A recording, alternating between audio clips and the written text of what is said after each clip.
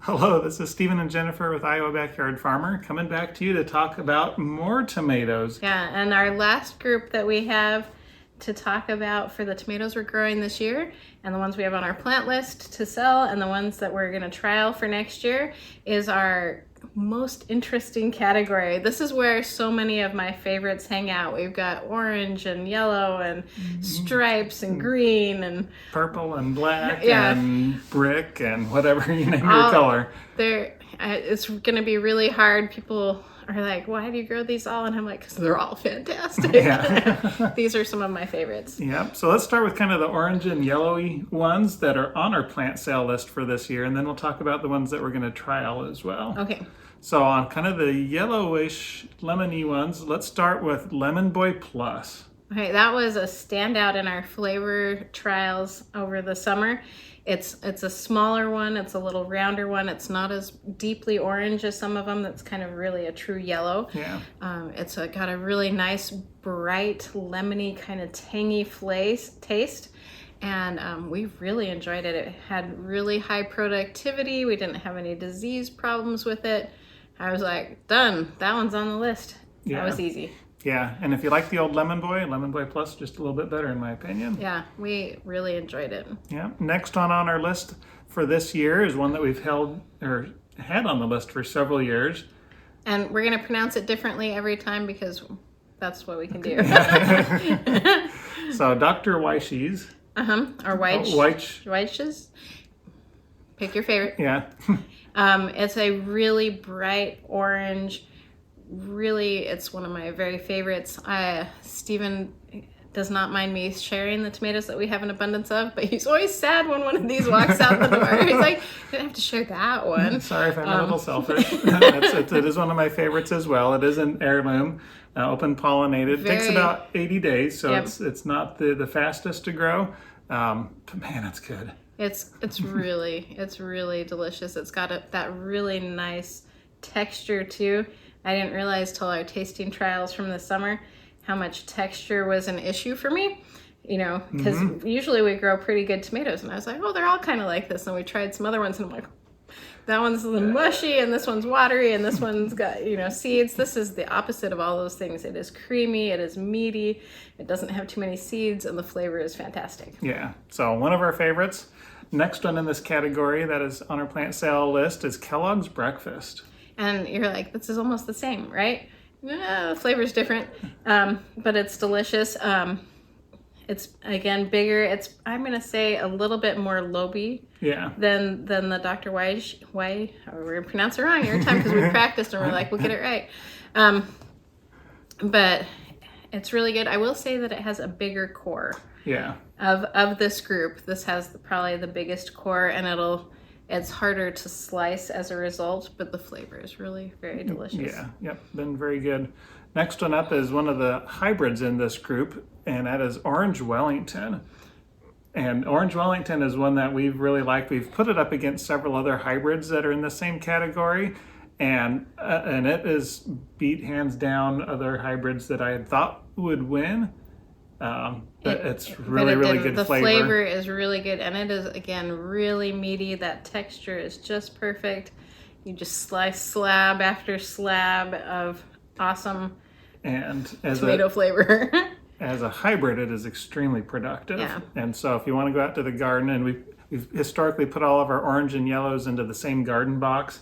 And if we get 2 or 3 of the others at a time, we're pretty happy, but we can easily get 5 or 6 every time we go out and harvest these. Yeah, so they're a little bit more productive. Very nice flavor.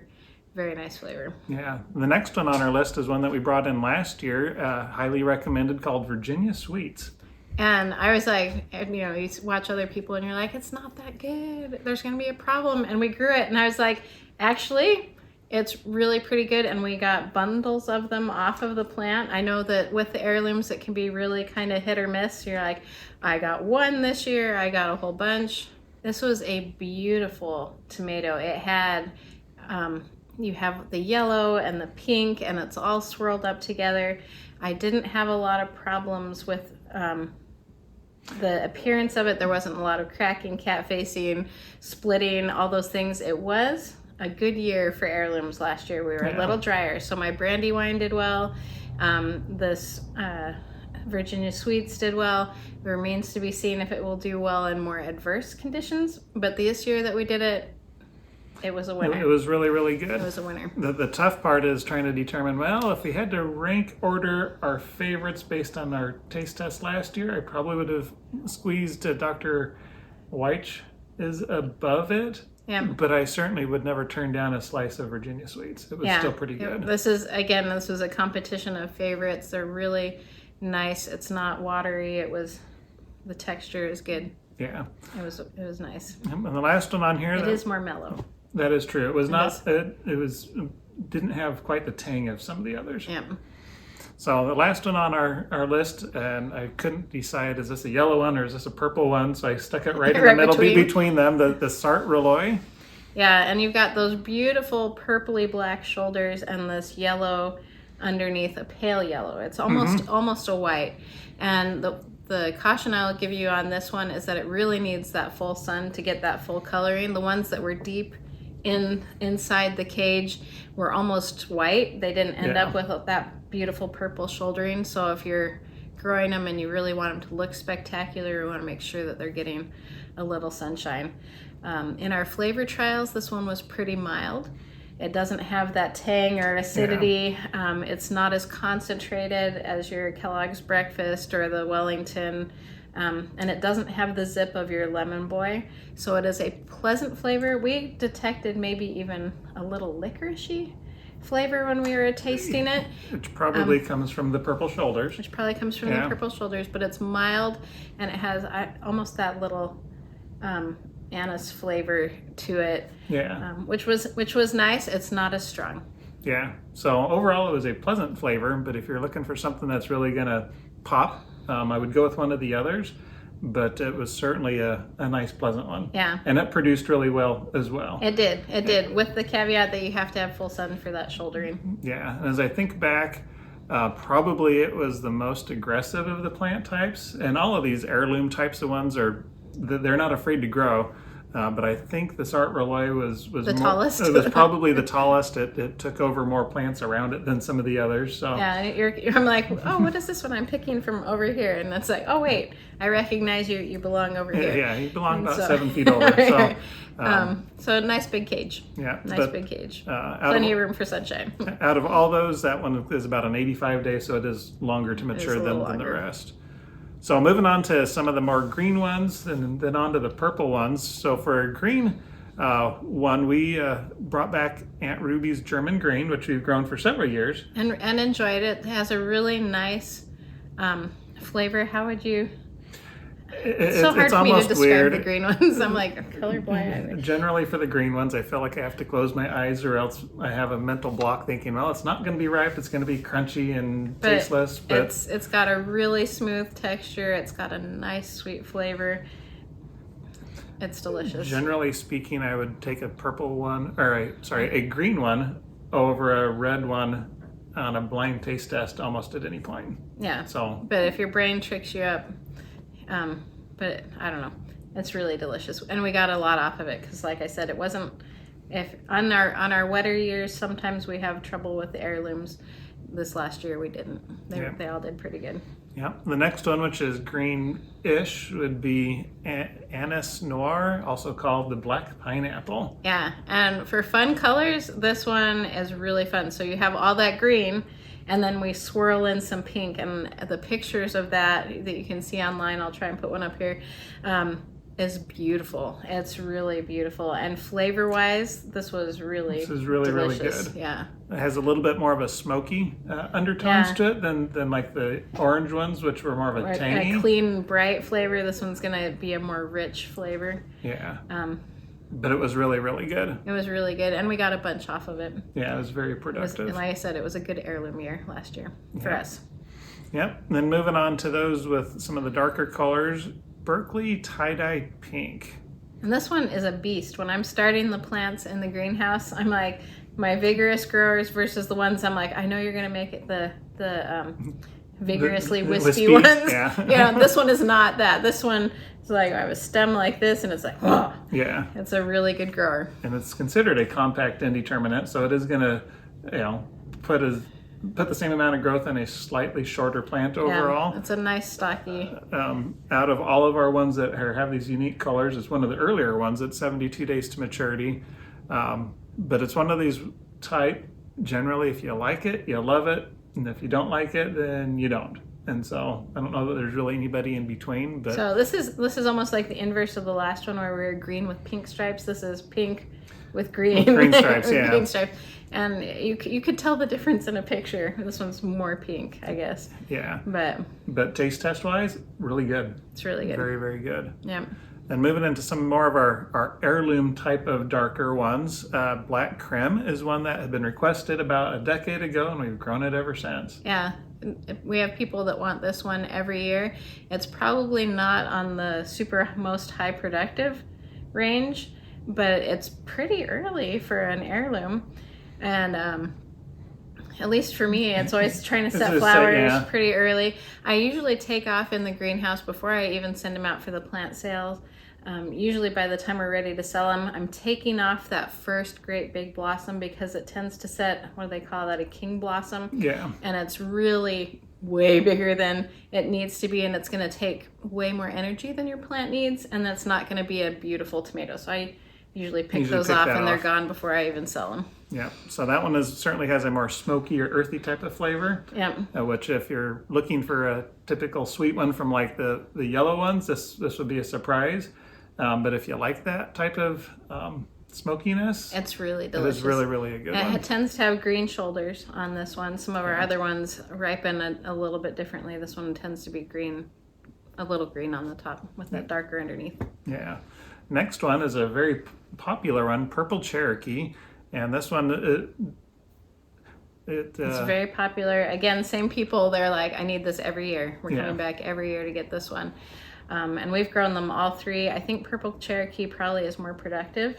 It is more productive, and it is sweeter. Unlike the other two, which have more of that smokier, earthy type of flavor, Purple Cherokee, a lot of people compare that to the Brandywine in flavor. It's got a cleaner, brighter flavor for the purple. Yep. Okay. And then the last one on our sale list is Paul Robeson, which is back to that smokier, earthier type of flavor. And it's kind of really brick red, and it doesn't have the same greening shoulder as this. So if you're looking for aesthetics, I guess, this one seems to ripen all the way around and has just tremendous flavor. We've got people that come back for this one every time and are sad when it's not there. It's delicious. It's delicious. It's a little smaller too, I think. So this one is going to be smaller than like your Purple Cherokee and some others. Of the last three, it'll be the smallest one typically, and it matures later than the rest. It's an 85-day versus the others, which are 80 and 72. But worth the wait in this one. This one's really delicious. If that's what you want, absolutely, it's People worth it. will call this one their favorite. Yep. So that's what is on our sale list. So what are we bringing into trial this year that fits these categories? First one up is Beefy Purple, and it's in this category due to its color, but size-wise, it's totally different. Different. So the Cherokee Purple, all these are great big indeterminates. This one is going to be a compact determinant with, is it indeterminate compact? So it's a determinate. So we're only getting like 3 feet tall. 3 feet tall. We have some striping on this one. We really liked the Beefy Red. The Beefy Red. So this is cream of the crop, Beefy Red, Beefy Purple. The Beefy Red was one of our favorites from last year, and I was like, well, let's try this one too. Yeah. It would be nice, and if you wanted one that would fit in a smaller spot, this would be a good one to try. Yeah. Next one that we're trialing is one that was just recommended on one of our previous videos. Somebody had said that they have good luck and they love their Captain Lucky. So we thought, well, let's look that one up and it looks really good. It's again the green with the pink, and it looks fantastic. I really like that the coloring of that, the size of that looks good. It's not going to be humongous, right? We're about a pound. Yeah, less than a pound. Less than a pound, somewhere in there. I think it had really good reviews. We'll give it a try. Tell us if you've tried it. Yeah, so we'll give that one a try. Another one that we're going to trial this year came from Free Seed. I know. And We're I'm like, are we- you were ordering, when we order like, I won't even tell you how many thousands of dollars of seeds that we order in the spring. We get a lot of free seeds with all these orders because we're ordering from 10 or so different seed companies, and Yeah. everybody throws in a freebie. This was one of those. Yeah, sometimes we look at the reviews of the Free Seed and go, yeah, no thank you, I don't have space for that. This one was really intriguing. So it's called Azoychka. Yep. Looks like maybe a Russian heirloom. It's yellow. Which is in my favorite category, Which right? we like. Sweet citrusy flavor. So this one is not supposed to be sweet like my Dr. Wyche's, where it's really kind of sweet and fruity. This one's going to be more on the acidic side. It's going to have some tang to it.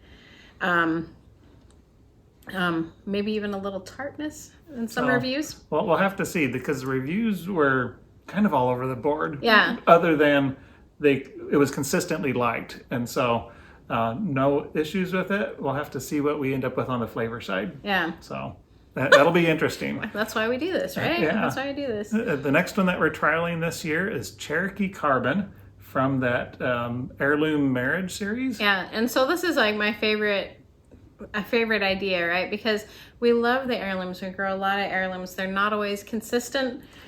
They do not always perform for us. If we have a wet year, I'm like, oh, that was so sad. And we'll try again next year, and they die. Yeah. But this is where you're going to take those two heirlooms, cross it, maybe get some hybrid vigor, and still keep some of those heirloom attributes.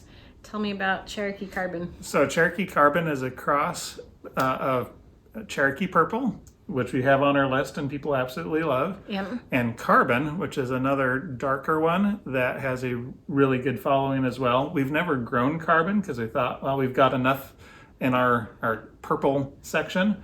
But I'm really looking forward to this one. We actually tried to trial it last year. And I think we gave them away. But when we lost some to the herbicide damage, we gave away our trial basically ones. gave away our trial ones and thought we had kept one, and at the end I were trying to plant. I'm like, where did this one go? And I think we gave away even our trial one. So we'll try again. Yeah. This year we'll try to keep it.